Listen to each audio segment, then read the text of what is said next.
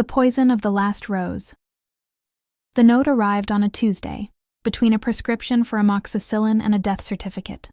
Two documents that Helena Braga, in her 47 years of clinical practice and investigation, had learned to sign with the same steady hand without letting one contaminate the other.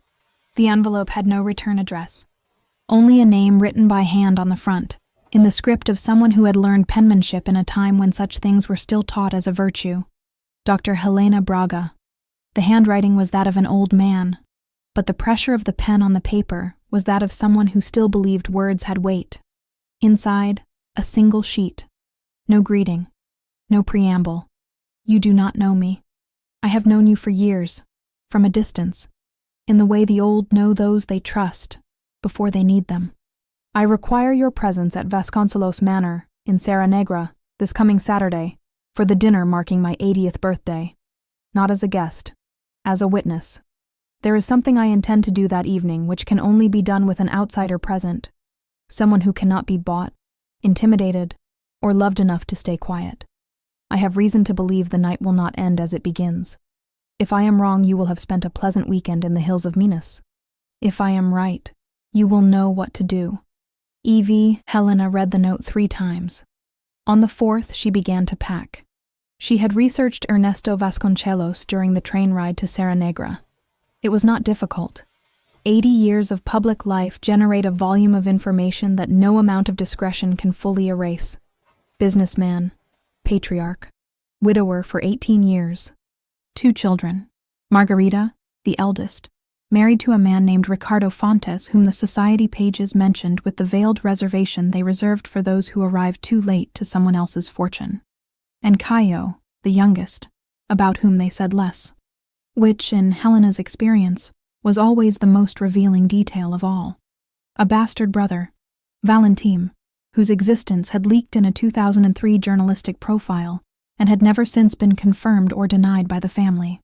A fortune built in the 80s, under circumstances that the more careful profiles described as controversial and the less careful described with adjectives that generated lawsuits. And a personal physician, Dr. Renato Pessoa, who had accompanied Ernesto for 30 years and to whose name was attached in a footnote of a 1987 Belo Horizonte newspaper a notice about an ethics case closed without conviction. A sentence that Helena had circled in the red marker she used for things that were not what they seemed. The train arrived in Serra Negra on a cold June afternoon. Helena stepped onto the empty platform, breathed the high-altitude air, and looked up at the hill where the manor rose against a sky already preparing the nightfall like a backdrop.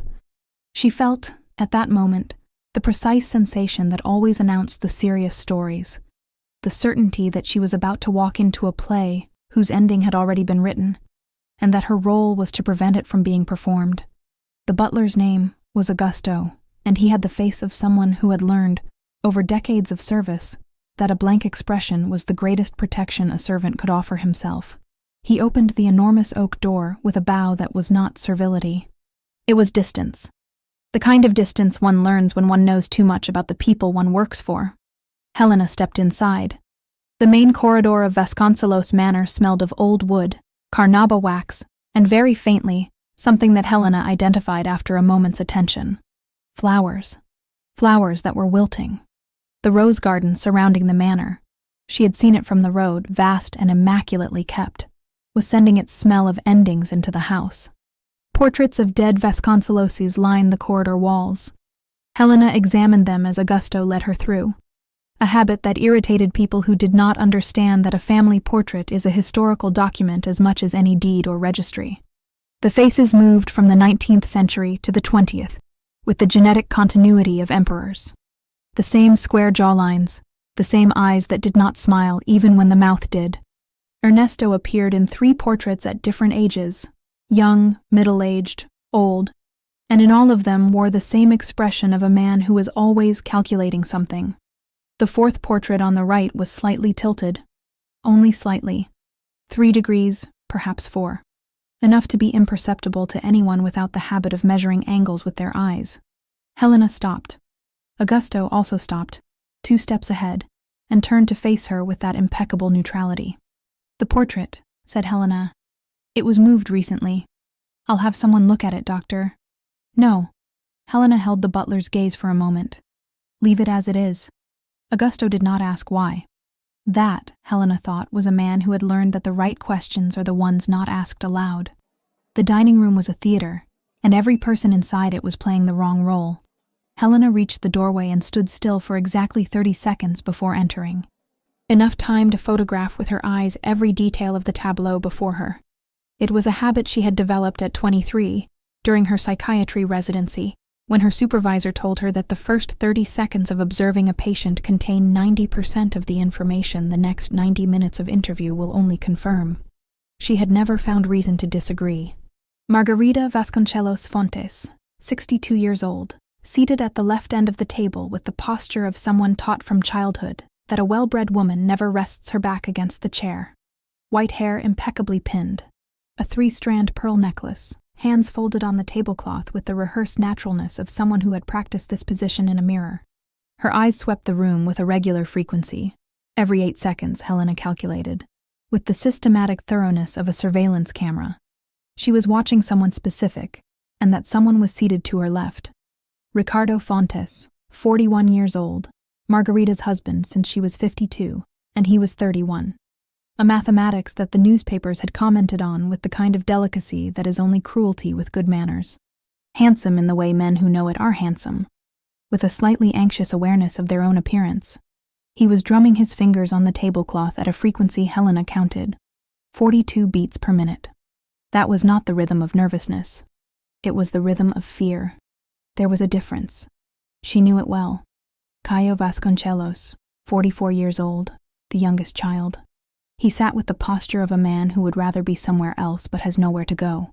His third whiskey, she calculated from the level of the glass and the specific flush across his cheekbone, rested between his fingers with the familiarity of a comfort object, but it was not the glass Caio was looking at. It was the center of the table, where a single red rose in a crystal vase waited as if expecting something.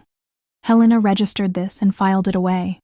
Silvana Vasconcelos, 40 years old, Caio's wife, was the kind of woman Helena had learned to observe with particular care. Beautiful and cold are the ones others underestimate, and others are almost always wrong. She was conversing with the man beside her with the calculated animation of someone who knows exactly how closely she is being watched and has decided to turn that into an advantage. The man beside Silvana was Dr. Renato Pessoa, 73 years old, Ernesto's personal physician for 3 decades. White mustache, tweed jacket, hands resting on the table with the fingers slightly spread apart. The involuntary position of someone who has learned to hide a tremor and does not realize that the very effort of hiding it is visible to those who know where to look. Helena knew. It was not nervousness. It was neurological. There was something in Dr. Pessoa's motor system that he had likely been monitoring for years with the divided attention of someone who is simultaneously physician and patient. And then, at the far end of the room, separated from the others by a distance that was not merely physical, Valentim, 75 years old, the brother the Vasconcelos family had never publicly acknowledged. He had the face of a man who had spent decades in the antechamber of a door that never opened, and had learned to furnish it with dignity. His clothes were simple but carefully kept. He was not drinking, not conversing, only watching, with the eyes of someone who understands the value of seeing without being seen. Helena identified, in those 30 seconds, 6 people who had reason to want the night to end differently than it had begun. And then Ernesto Vasconcelos walked in. He was 80 years old, and the ebony cane was not a concession to age. It was a scepter. He entered the room with the deliberate slowness of a man who knows every step is being watched, and has decided to make that into a statement. He greeted each guest with the precision of a man who had thought carefully about the order. First Isabella, his 18-year-old granddaughter who was standing by the window with the slightly reddened eyes of someone who had cried before arriving. Then Silvana, then Caio, then Margarita. And to Margarita, unlike the others, he offered only a handshake, where the others had received a kiss on the forehead. Helena noticed that Caio, receiving his father's kiss, closed his eyes for 1 second longer than was natural. Valentim, Ernesto ignored entirely, with the surgical precision of decades of practice. Then Ernesto turned and saw Helena, and for the first time in that room, someone smiled with their eyes as well as their mouth. Dr. Braga. He crossed the space between them with steps firmer than the cane suggested. "I was afraid you wouldn't come. A mystery has never let me sleep soundly, Mr. Vasconcelos." Helena shook his hand. The skin was cold. The grip was strong. She felt, in that brief contact, something she could not immediately name, and filed it away to name later. "I want to speak with you before dinner," he said quietly. "There is something I need to—" "Ernesto." Margarita's voice cut through the air with the sharp softness of a well-honed blade. "The soup is getting cold." Ernesto looked at his daughter for a moment. Then to Helena. "After dinner, doctor." "There will be time." Helena nodded. But in Ernesto's expression at that moment, she would only understand hours later. There was not the confidence of someone expecting a conversation, but the resignation of someone who knows that some conversations arrive too late. Dinner proceeded with the specific tension of family gatherings, where everyone knows something is wrong and no one has permission to say what. Helena ate little and observed much. She noticed that Isabella did not touch her food, that Caio ordered a fourth whiskey, and Silvana, without saying a word, placed her hand over his with a lightness that was clearly a warning, that Ricardo Fontes looked toward the dining room door with a regularity that was not impatience. It was anticipation. The rose in the crystal vase. She studied it more than once. It was fresh, cut within the last few hours, judging by the vigor of the petals. There had been no flowers on the table when she arrived. Augusto had led her through the dining room on the way to the study where she had waited for Ernesto, and the table was set but unadorned. The rose had arrived after. During dinner, then, or in the minutes before she had entered the room. She was about to formulate a question for Ernesto about the rose garden when the lights went out. It was not a city-wide blackout. The corridor light, visible through the gap beneath the door, remained on. It was only that room. A surgical blackout, like an electric scalpel, cutting precisely what needed to be cut. Helena went completely still. In 47 seconds of total darkness, she counted 6 different breathing patterns, identified the direction of 3 movements by the displacement of air, heard the faintest touch of glass against wood, the vase against the table, or the wine glass against something. It was impossible to know which, and the sound of someone replacing something with the excessive care of one who is being very careful indeed. 47 seconds. The lights came back. Helena swept the room with her eyes in under 2 seconds. Ernesto Vasconcelos was sitting with the same dignified posture as always. But something was different. A difference Helena perceived before she could name it, as if the body knew before the mind had words. It was the color. The pallor that had settled over his face was not the white of shock. It was the white of ice, the white of no return. Along the rim of the red wine glass before him, a faint residue, whitish, nearly imperceptible, except to someone who knew what to look for, and who knew to look along the rims of glasses because it was there, not at the bottom, that alcohol-soluble poisons left their signature. "Get the doctor," said Helena. Margarita was the first to scream. Everyone rose at the same time. Dr. Pessoa was the second to move, after Helena, faster than one would expect from a man of his years, which was itself information. "My bag," he said, his voice calibrated at the border between steadiness and alarm. "It's in the guest room. Augusto." The butler left. Helena knelt beside Ernesto. He was still alive, faintly, but the pulse was there, irregular and rapid, beating against her fingers with the desperate insistence of something that does not want to stop. The old man's eyes opened and found hers. In them was something she had not expected. Not fear. Recognition. As if he had been waiting for her specifically, at that moment, at that exact point on the edge. "The portrait," he said, or tried to say. It was little more than an exhalation with the shape of words. "The tilted portrait. And keep the rose." "Mr. Vasconcelos." But his eyes had already closed. Dr. Pessoa returned 2 minutes and 13 seconds later. Helena had counted. He knelt on the other side of Ernesto with the instruments of his profession. But in the way he handled them was something Helena recognized with the uncomfortable clarity of someone who has spent years watching doctors in crisis situations. He was not trying to save the patient. He was documenting a death. "Cardiac arrest," he said after a moment. And then, to the room in general, with the neutrality of someone who says one thing and thinks another. There was nothing to be done. His heart was far too compromised. Helena stood. 8 people in that room. One of them had moved in the dark with the precision of someone who had planned every centimeter of the route. One had cut the electricity. One had placed the rose on the table as a signal or a warning. And now all 8 stood before her with expressions of shock. Some genuine, some too perfect to be genuine. Helena slipped the rose into her jacket pocket, as Ernesto had asked. No one saw her do it. Or so she believed. Detective Simoes arrived 42 minutes later. He was a middle-aged man with the pragmatic expression of someone who had learned that crimes are rarely as complicated as they seem, and that the complication, when it exists, tends to be created by people who have read too many novels. He cordoned off the manor, separated those present, and began taking statements with the methodology of someone who believes the solution lies in the proper paperwork. Helena let him work. She had other conversations to have. She found Isabella in the corridor, sitting on the steps of the marble staircase, knees pulled to her chest like a much younger child. The crying had stopped. What remained was worse.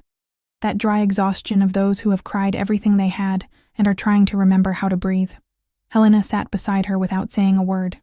She waited. That was another habit. Silence as invitation. People who have something to say generally say it when no one is asking. I knew something was going to happen, Isabella said finally, to the space in front of her. Not like this, not this. But I knew the night wasn't going to be normal. Your grandfather told you something. It was not a question. Isabella looked at her. How do you know? You arrived with red eyes, before anything happened. Someone who arrives at a beloved grandfather's birthday with recently cried eyes is not sad about the occasion. They are sad about what they know the occasion is going to reveal. Isabella was quiet for a moment. Then she began to speak, slowly at first, then faster, with the relief of someone who has carried a weight alone for too long. Ernesto had called her a week earlier, not to the manor, to a café in Belo Horizonte, away from everyone, which was already telling. He had shared things with her that she, at 18, was not equipped to receive but received anyway, because there are moments when life does not wait for one to be ready. There was an irregularity in the company's corporate documents, a series of powers of attorney and transfers signed by Ernesto during a 2-year period in which he had undergone intensive medical treatment for a severe infection. The documents were technically valid, but Ernesto maintained that several of them, signed while he was under heavy medication that affected his judgment, did not reflect his true wishes. That he had been, he used the word with precision, without melodrama, manipulated. By whom? Helena asked. Isabella looked down. By my father and by my aunt. Helena found Ricardo Fontes in the rose garden. He was smoking, leaning against one of the stone pillars marking the garden entrance, the cigarette held between his fingers with the forced precision of someone using the rituals of smoking as an anchor against something that wants to come out. She stopped 3 meters away and watched him. He felt her before he saw her. He turned, and in the fraction of a second before his expression reassembled itself, that fraction people don't know is visible but is, Helena saw guilt. Not the startlement of someone caught off guard. Guilt. Specific, conscious, already transformed into something the face was working to contain. Beautiful night, she said. For some, said Ricardo. You looked toward the dining room door 14 times during dinner. I counted. She walked toward him. You weren't waiting for someone. You were waiting for a signal. And when the lights came back, the signal you saw was not what you had expected. Ricardo took a long drag, released the smoke slowly. I don't know what you're talking about. You and Margarita planned something for tonight, said Helena. Not necessarily what happened, perhaps something cleaner, more plausible, more defensible, but something. She stopped beside him and looked out at the rose garden. The fragrance was intense and soft at once, in the way beautiful things are when they are at the border between blooming and ending. What separates you from someone who is going to need a very good lawyer, Ricardo, is how much you knew, and how much you are willing to say. Ricardo Fontes dropped his cigarette into the garden. One of the red roses received the ember, and it died in the night dew. It wasn't me, he said. There was something in his voice, not exactly sincerity, but something more complicated. The specific sincerity of someone telling the truth about one thing while lying about another. I know, said Helena. But you knew. She left him there and went back inside. Dr. Renato Pessoa had shut himself in Ernesto's study. The door was not locked, merely pulled to, which was a distinction Helena found significant. A locked door says, "Do not enter." A door merely pulled to says, "Come in, but let it be me who opens it." She went in. The doctor was sitting behind Ernesto's desk with the expression of a man who had spent 50 years of his life believing he had done more good than harm, and was discovering, on a Saturday night in June, that the accounting was more complicated than he had thought. "The aconitine," said Helena, settling into the armchair across from him. Pessoa looked at her, said nothing. Extracted from monkshood, the Ranunculeci family, the same family as the rose. Helena placed Ernesto's red rose on the desk between them. Agatha Christie used it in at least 2 novels. The Greeks called it the Queen of Poisons. It is virtually undetectable in a routine toxicological screen, unless whoever orders the screen is specifically looking for it. She studied the doctor's face. The residue on the rim of the glass was minimal, but it was there. It dissolves in alcohol, but the rate of dissolution varies with temperature. And the glass had been at room temperature while dinner stretched on, which means a portion had precipitated. "You analyzed the glass," said Pessoa. "I sampled the residue with my fingertip and identified it by the characteristic numbness in the mucous tissue." "Yes." Helena folded her arms. The dosage required to kill a man with Ernesto's specific cardiac condition would have had to be calculated by someone with access to his complete medical history. Not a layman. A layman would err in one direction or the other. Too much, and he would die too quickly and raise immediate suspicion. Too little, and he would survive. Renato Pessoa looked at his own hands. The tremor was more visible now, without the effort to suppress it. 3 weeks ago, he said, someone came to my office. Someone who knew I had treated Ernesto with very low doses of aconitine in the 90s, an old treatment, now abandoned, for a specific arrhythmia he had at the time. This person wanted to know the lethal dosage for a patient in Ernesto's current condition. He paused. I refused. But your office was broken into. 2 weeks later, Ernesto's records were the only ones accessed. Nothing else was taken. Why didn't you go to the police? The doctor looked up at her. In his eyes was something she recognized as the specific shame of someone who made a wrong choice long ago and spent the years since waiting for the consequences to never arrive.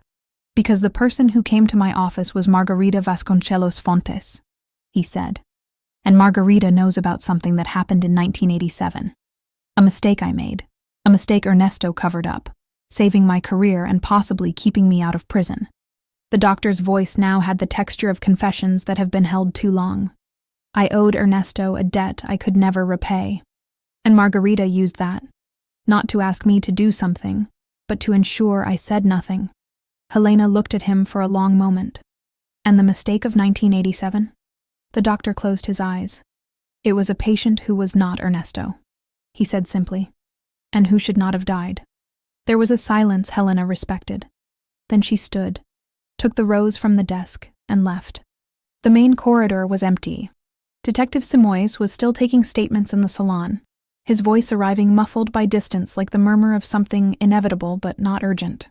Helena walked to the 4th portrait on the right. Ernesto's mother looked out from the canvas with eyes the painter had captured with the honesty rare in commissioned portraits, eyes that had seen things and chosen not to forget them. Helena thought, not for the first time, that there is more truth in portraits of the dead than of the living, because the dead can no longer ask the painter to be kind. She removed the portrait from the wall, attached to the back of the canvas, with double-sided adhesive tape. Recent, she noted from the tackiness, was an envelope. Inside the envelope, a USB drive and a single folded sheet of paper. Helena read the letter standing in the corridor, under the amber light of the wall sconces, while the portraits of dead Vasconceloses waited all around her like an audience that already knew the ending. Dr. Braga, if you are reading this, what I hoped would not happen has happened, or perhaps what I hoped would happen, depending on the moment you ask. For 80 years I have been developing the ability to distinguish between what I desire and what I foresee, and I have learned that the two rarely coincide. Let me be direct, because I no longer have time for anything else. 3 years ago, during the treatment for the infection that nearly killed me, I signed documents I was in no condition to sign. Not because I was unconscious, I was awake, but because Dr. Pessoa had adjusted my medication at Margarita's request, on the grounds that the side effects were disturbing me. The adjustment was real. What they did not tell me was that the new medication regimen significantly impaired my judgment and critical capacity. I signed what they put before me. I did not remember having signed. When I recovered, the company's ownership structure had changed. It took me 2 years to fully understand what had happened, and another year to decide what to do. I did not go to the police because the documents are technically valid, and any legal process would take years and destroy what remains of both the company and the family along with it. I did not disinherit Margarita and Caio because, and this is what shames a man of 80 to admit, I still love them, in spite of everything, with the irrational stubbornness of parents who love the children who have disappointed them. What I did was this. I invited everyone to this dinner. I invited you to witness. And I wrote a will that nullifies all agreements of the last 3 years and names Isabella as universal heir, with Valentin receiving the share that has always belonged to him by right of blood if not of law. The will has been registered with a notary since last week. The notary has instructions to deliver it to the public prosecutor's office tomorrow morning, regardless of what happens tonight. The USB drive contains recordings. I was not clever enough to prevent what happened tonight, but I was clever enough to document the conversations that preceded it. Margarita's conversation with Dr. Pessoa, in my own study, recorded without their knowledge. Caio's conversation with Ricardo in the garden 3 weeks ago, and an older conversation, from 2003, between Margarita and Valentin, in which she offered him money to confirm in any future legal dispute that I had lost my lucidity earlier than I actually did. Valentin refused. I never told him I knew that. Perhaps I should have. There is one thing not on the USB drive that I can only entrust to your word. Isabella does not know she is my heir. She knows I love her, but she does not know the weight of what is coming. I ask you, before anything else happens tomorrow, to be the one to tell her. Not the detective. Not a lawyer. You. Because you will know how to do it, with the honesty the news deserves and the gentleness she will need. I do not say goodbye, because men who prepare for the end have already said goodbye to everything over the years, in the small occasions that daily life offers without warning that they are the last ones. Thank you for coming. E.V. Helena folded the letter carefully.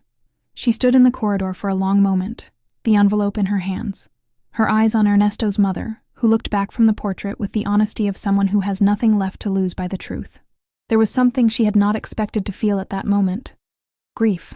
Not for the death of a man she had known for less than 4 hours, but for the portrait the letter drew, of a father who loved the children who had poisoned him, of a man who had spent his final years planning his own death with the meticulousness of a detective, because it was the only way he had found to protect what he loved after he was gone. She replaced the portrait on the wall, this time perfectly level. Then she went to find Detective Simoes. Helena gathered everyone in the sitting room. She did not ask. She told Detective Simoes, with the kind of authority that comes not from rank but from conviction, that there was evidence he needed to hear before proceeding with his statements. Simoes looked at her with the expression of a man who has 2 options: listen now, or discover he should have listened earlier. He chose to listen. 8 people in the sitting room, some seated, some standing. The fireplace was cold. The night outside had grown cool, and the rose garden was sending its last fragrance of the day in through the half-open window. Helena stood at the center of the room. It was not a position she had consciously chosen. It was simply the place from which the angle of sight to every face was best. I will begin with what everyone here knows, she said. Ernesto Vasconcelos was poisoned. The poison was aconitine, administered in his wine during the 47-second blackout that interrupted dinner. Someone in this room cut the specific circuit breaker for the dining room, which requires access to the electrical panel in the basement, knowledge of the house's wiring layout, and a route already memorized in the dark. And someone administered the poison to Ernesto's glass, which requires having been positioned within reach of that glass during the seconds of darkness. She paused. These 2 actions may have been performed by the same person or by 2 different people, but both require something in common: planning, premeditation, and a pharmacological knowledge of the specific lethal dosage for a patient in Ernesto's condition, knowledge that resided in Dr. Pessoa's medical records, which were stolen from his office 2 weeks ago. Dr. Pessoa looked at the table. "The rose," said Helena, taking it from her pocket and placing it on the coffee table before them. This rose was placed on the dining room table after Ernesto had entered the room. It was not there when the preparations were completed. It arrived during the first minutes of dinner, placed by someone who passed by the service table and had a specific reason to leave it there. The rose was a signal. Caio Vasconcelos raised his eyes from the floor for the first time. A signal that the first stage was complete, Helena continued. That the poison had been prepared or introduced into the room, or that the blackout was ready to proceed. It was a visual confirmation between two accomplices, one who planted the rose as confirmation and one who watched it as a signal to continue. She looked at Caio. You stared at that rose throughout the entire dinner, not out of curiosity, out of anxiety. You were the one waiting for the signal, not the one sending it. The room was in total silence. Ricardo Fontes brought the rose. Helena turned to him. You arrived at the dining room before the others, after passing through the garden on the pretext of retrieving a jacket you had left in your car. The rose garden lies between the parking area and the side entrance. Your shoes, when you entered the room, bore a specific mark of damp earth on the left sole, the soil from the bed beside the garden gate, which is irrigated in the afternoon. The right side of your jacket had a thorn scratch. You cut the rose in a hurry, most likely without scissors. Ricardo Fontes kept his eyes on his own knees. The blackout, said Helena. The electrical panel is in the basement, accessible via the kitchen staircase. During dinner, there is a period of approximately 8 minutes in which the kitchen is unstaffed, between the moment the soup is served and the moment the dishes are collected. Caio Vasconcelos was absent from the room for 7 minutes and 40 seconds during that interval, on the pretense of using the bathroom. The men's bathroom is on the second floor. 7 minutes and 40 seconds is exactly enough time to descend to the basement via the back corridor, trip the circuit breaker, and return. Caio sat with his hands open on his knees, fingers spread, staring at them as though they belonged to someone else. And then we come, said Helena, to the question of who placed the poison in the glass. She turned to Margarita. The woman did not look away. There was in her, at that moment, a composure Helena recognized, not as innocence, but as the specific composure of someone who has spent decades practicing not letting anything show on their face. It was a skill that has its limits. You were seated to Ernesto's right, said Helena. The wine glass was within reach of your hand for the entire length of dinner. During the blackout, you were the person closest to that glass. Caio secured the darkness. Ricardo ensured that Caio knew when to act. And you, Helena held her gaze, did what the others could not have done, because neither of them was in the right place. Margarita Vasconcelos Fontes sat with arms crossed and eyes fixed on Helena. That, she said, is an accusation without evidence. It is a reconstruction, said Helena. The evidence, she placed the USB drive on the table beside the rose, is here, left by Ernesto, who knew exactly what you were planning and planned in advance what would be needed to prove it. The silence that followed was not empty. It was full of things no one had words to say. It was Valentin who broke the silence. He had been motionless throughout the entire account, at the back of the room, with the patience of someone who had learned to wait in the background. Now he rose slowly, with the careful movements of a man who tends to his own body, because he learned early that it is the only thing no one can take from him. He crossed the room in silence. He stopped beside Isabella, who stood with eyes full of tears, but chin raised with a determination Helena recognized. The determination of someone who had decided, in the last few minutes, that they were going to remain standing. Valentin placed his hand on the young woman's shoulder with the specific gentleness of those who have never had enough family and understand the value of every gesture. She has her grandmother's eyes, he said, to no one in particular. And then, to Isabella. He asked me to look after you. I was never good at keeping my brother's requests. A pause. I'm going to try to do better this time. Isabella looked at the uncle she had just met. Something passed between them. The recognition of two people who had arrived at the same loss by different roads and found, in the midst of it, each other. Detective Simoy stood up. The toxicological analysis confirmed the aconitine. The USB drive was examined and authenticated. The will, delivered to the public prosecutor's office on Sunday morning according to Ernesto's instructions, became the central document in a case that the newspapers would cover in the months that followed with the voraciousness they reserve for stories in which money and family and death appear in the same sentence. Margarita Vasconcelos Fontes was charged with premeditated first-degree murder. Caio Vasconcelos with complicity. Ricardo Fontes with participation, but with mitigating circumstances, given his immediate cooperation and the fact that his involvement had been limited to the rose signal and knowledge of the plan, with no direct participation in the poisoning. Dr. Renato Pessoa had his medical license suspended pending investigation and was charged with criminal negligence and breach of medical confidentiality, though the principal charge of complicity was not supported by the recordings, which clearly demonstrated the coercion to which he had been subjected. Valentin Vasconcelos was formally recognized as a family member by Ernesto's will. He declined the financial inheritance. He had lived 75 years without it, and was not certain he wanted to learn to live with it now. He asked for only two things: a place in the family mausoleum, when the time came, and permission to visit Isabella whenever he wished. Both were granted. Isabella Vasconcelos took over the company with legal guardians until she turned 21, as the will stipulated. Helena had told her before dawn, as Ernesto had asked, in the rose garden, with the morning fragrance arriving slowly, with the right words and the right silences between them. Isabella had listened without interrupting. Afterward she was quiet for a long time. Then she said, "He knew he wasn't going to survive the night." "Yes," said Helena, "and he came anyway." "Yes." Isabella looked out at the garden. The morning roses were a different color from the night ones, more open, more candid, without the ambiguity that darkness lends to all things.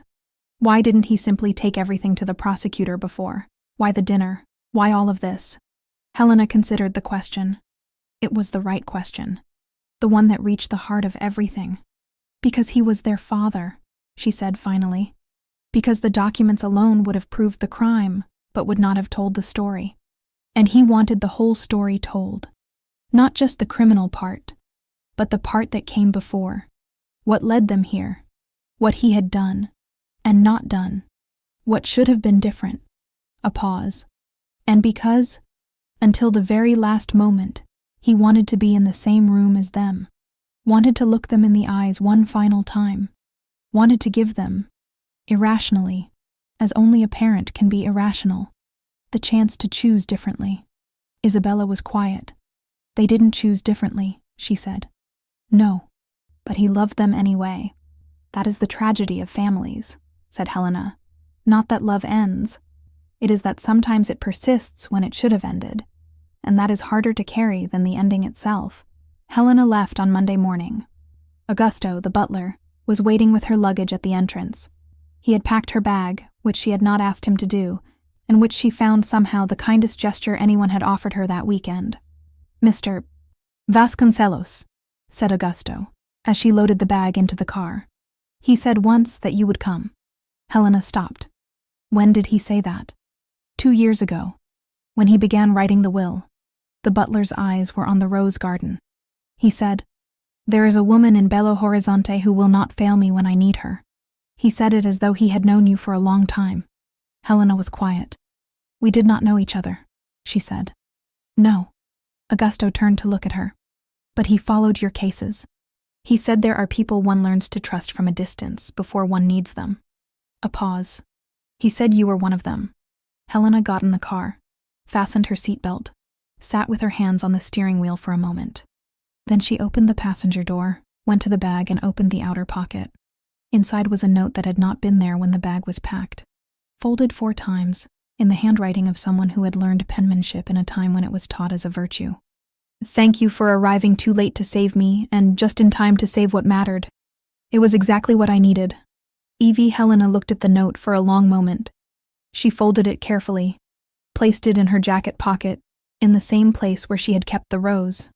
She started the car and drove away along the road out of Serra Negra, with the rose garden shrinking in the rearview mirror until it became only a red blur against the green of the hillside, and then nothing at all. Some answers arrive too late to change what has already happened. They arrive just in time, only to ensure the story is told. That is enough. The end.